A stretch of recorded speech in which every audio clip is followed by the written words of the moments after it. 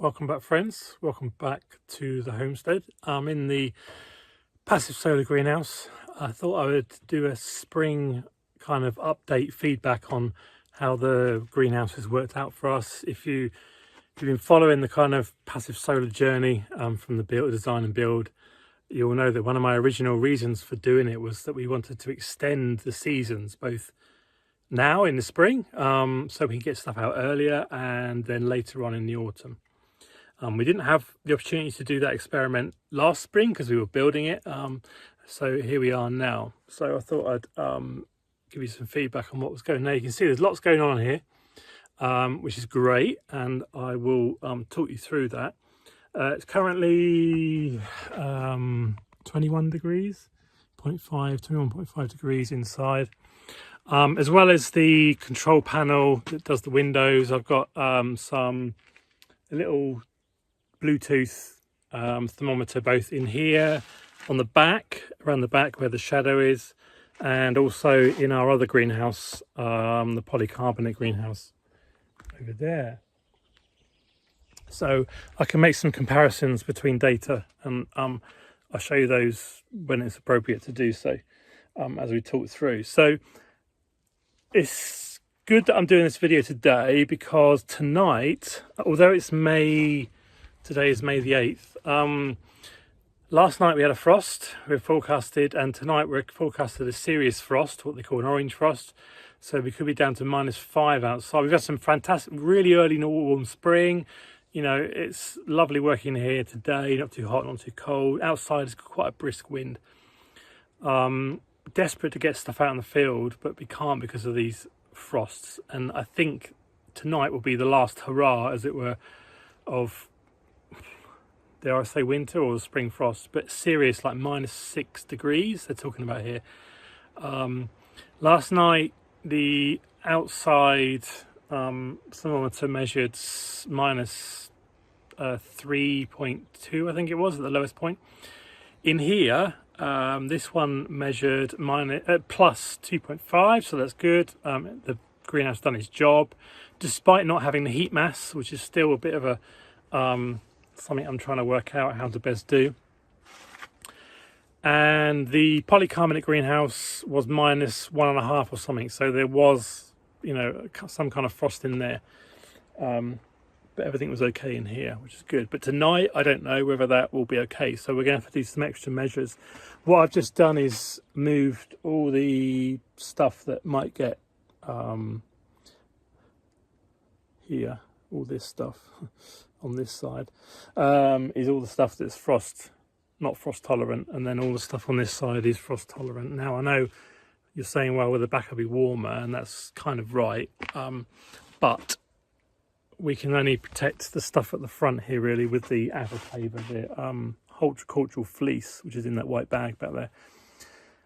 You can see the good thing is, since we moved stuff out here, we've only had to cover it once because of the effectiveness of the greenhouse when there was a serious, I can't remember what that was going to be, -10 or something.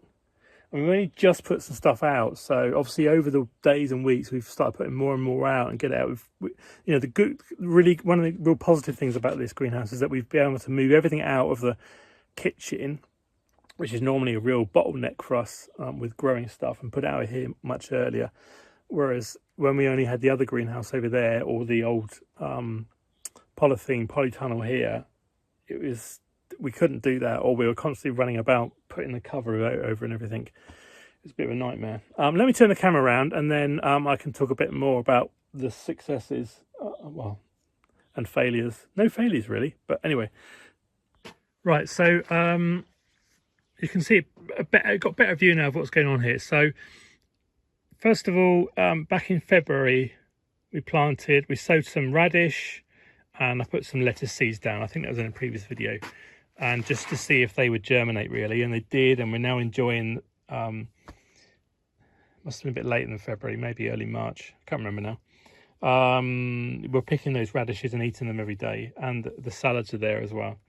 I then indoors sowed pak choys, butterhead lettuce, and Chinese cabbage, and they're loving it in here. they're loving the soil, and these are starting to go into heads now.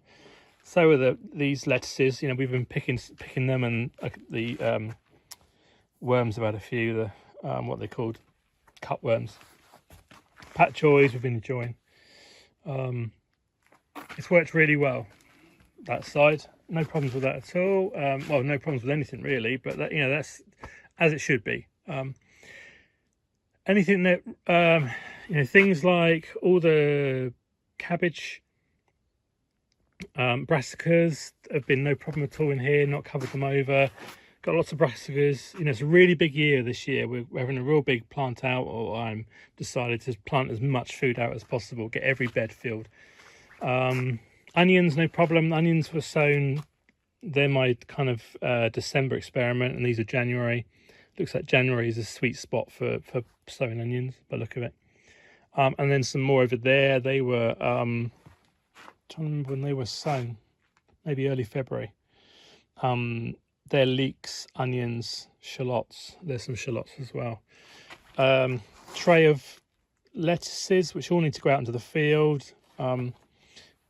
Russian red kale, which that can survive really cold temperatures, no problem with that. Celery and parsley and beetroots and some basil.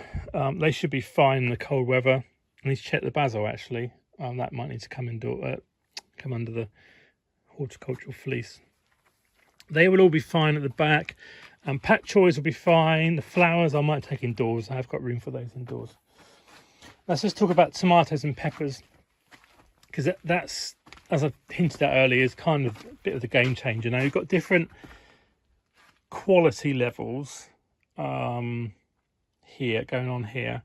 These, those, and anything with ice cream, the yogurt tubs, kind of that's what my mother-in-law, Gita's mum, plants. Anything in the trays with the new plastic, my container-wise stuff is all mine. And then we've got some that have been given to us, and I'll talk about those specifically in a minute. What we did first of all is we brought out those trays there. We brought out really early as an experiment. I'm trying to remember now, a few weeks back, to see how they would be in this colder kind of night climate, and they've done fine. They've done great. They're noticeably, say, shorter than some other ones, but they're now coming on really strong with the warmer days now. And I think they're better for it, to be honest. Mine, I only put out more recently, but they're indoors under lights. You can see they're really strong plants. Really pleased with those. And saying, those as well, doing great. And the same with the peppers as well. They're really nice. These are just pepper plants. These have only just come out. These mother-in-law does hers with the moon system, and we have different ways of doing things, and the results speak for themselves. But now they're past their worst, and while some are still quite small, they're all fine. They'll survive, provided they survive tonight, which I think can be a problem. So what I did as an experiment is with my ones that when I pricked mine out, I had 5 or 6 left over, which I didn't have any space for, and I just thought I'd just shove them out here in the greenhouse, no protection, and just see how they get on. And you can see they are considerably smaller than everything else, but considering they've been out here every night when it's been down to 1 or 1 or 2, and they've had no protection whatsoever, I think they've done really well. And they're nice and strong. There's 2 there actually.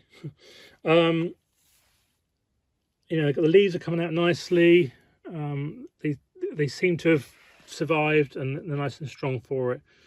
Or at least they will be when they get a bit bigger. But now's the time to grow, really. Yeah.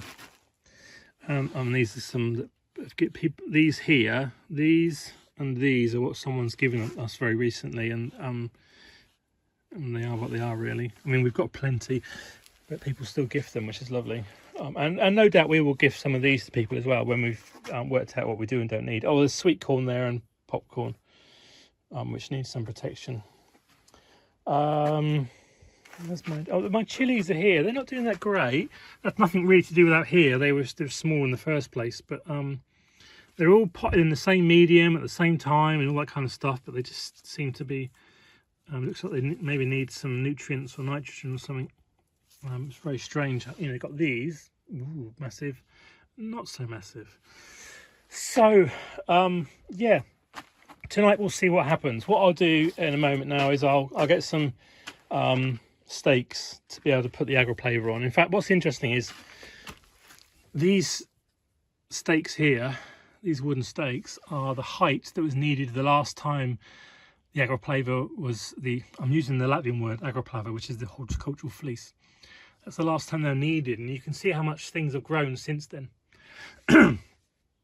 So yeah, only once before needed. So I'm hoping that once we get beyond tonight, we'll be on full, you know, cooking on gas. Everything will be good.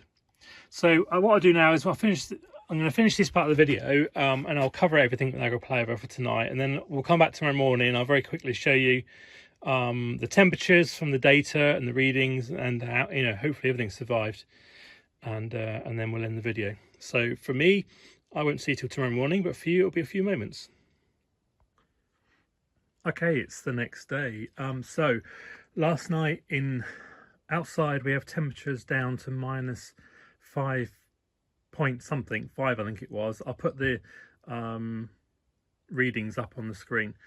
And then indoors it went down to, I think it was 0 point, just above 0. I did look this morning, but I can't remember now. Anyway, they're on the screen so you can see how it happened. So, you know, the greenhouse performed really well, actually. It did its job. Whilst that 0 is pretty low, it's not the greatest temperature for tomatoes and peppers, of course, but it, you know, basically we didn't have a frost in there. Everything survived. Well, as far as I know. I've not actually had a look, but I've got no reason to believe that it wouldn't have survived. Everything looks good. That's it. No signs of any frost or damage or anything, so I think we did okay. So we'll be okay for the rest of the season now, I think. I think over here I wouldn't expect anything in here because these are all pretty hardy apart from the basil. So I think it was a good exercise to put that over anyway, just in case. You know, and if we had the heat mass at the back here on the wall, which still mulling over what to do, then I wouldn't have had any worries at all, really. So yeah, so that's just kind of a spring update of the passive solar greenhouse.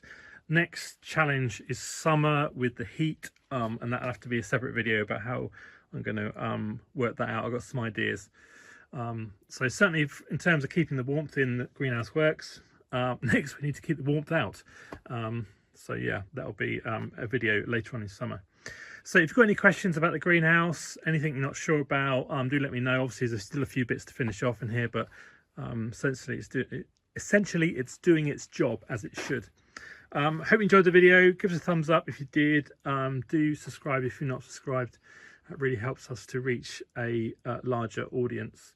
Thanks for watching, and I'll see you in another video very soon.